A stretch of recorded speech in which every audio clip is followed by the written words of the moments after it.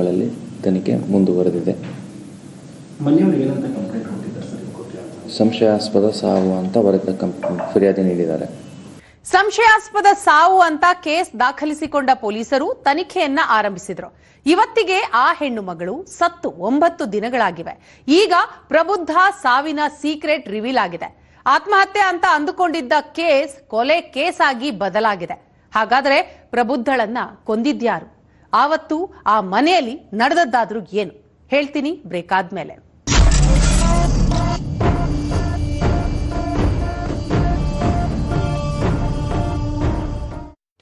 ವಿದ್ಯಾರ್ಥಿಗಳೇ, state board, CBSE, ICSE, ಕಾಮೆಟ್ಗೆ result ಬಂದೇ ಬಿಡ್ತು.